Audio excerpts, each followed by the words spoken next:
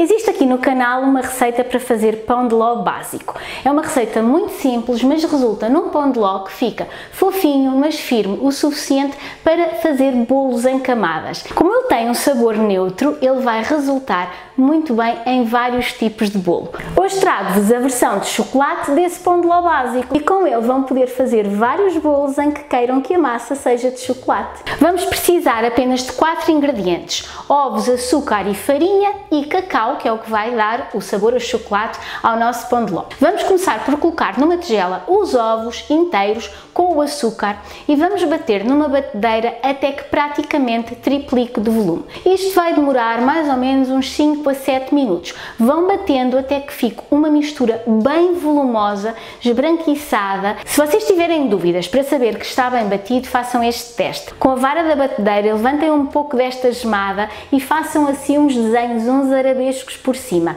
Se vocês repararem que ficam desenhados durante alguns segundos aqueles formatos que vocês fizeram, já está bom. Se vocês fizerem estes formatos e eles afundarem na gemada de novo, então é porque precisam de bater um pouco mais. Quando estiver neste ponto, vamos então juntar a farinha e o cacau. Eu acho mais simples nós misturarmos o cacau com a farinha à parte e depois misturarmos os dois juntos a esta gemada.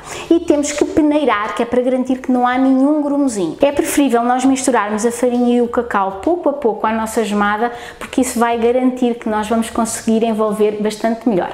Então, com o passador, vão colocando cerca de 1/3 desta mistura e depois vamos envolver muito bem. O truque para fazer qualquer pão de ló é agora, aqui neste momento em que vocês vão envolvendo com uma espátula de baixo para cima e incorporando todos os secos naquela nossa mistura espumosa. Tenham atenção a uma coisa: como a farinha é mais pesada do que a mistura dos ovos e açúcar, ela tem tendência a afundar-se e muitas vezes nós estamos a misturar à superfície e a fazer aqueles movimentos rotativos, mas esquecemos do fundinho da tigela e às vezes é aí que se depositam umas surpresas de farinha que depois só notamos quando vamos colocar a massa na forma. Para evitar que isso aconteça, raspem mesmo lá por baixo da tigela e vão fazendo assim movimentos com a espátula de vai e vem para soltarem às vezes aquelas bolsas de farinha que se formam e que se escondem no meio da massa. Depois é só colocarem na forma que vocês escolherem. Isto depois vai depender do tipo de bolo que vocês forem fazer. Eu vou-vos deixar lá em baixo na descrição do vídeo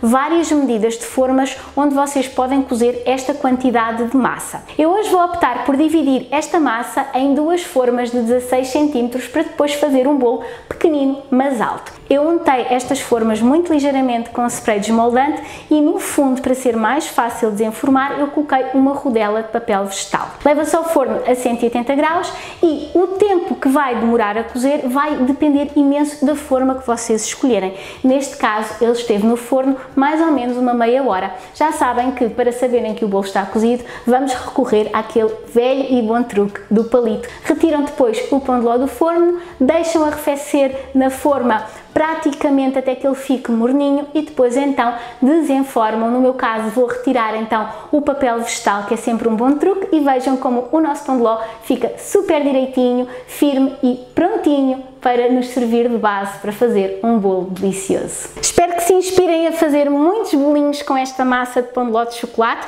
Eu vou guardar os meus bolos para fazer um bolo bem goloso, por isso fiquem atentos para não perderem essa receita. Marcamos encontro para a semana, quinta-feira às 10 da manhã. Tchau, tchau!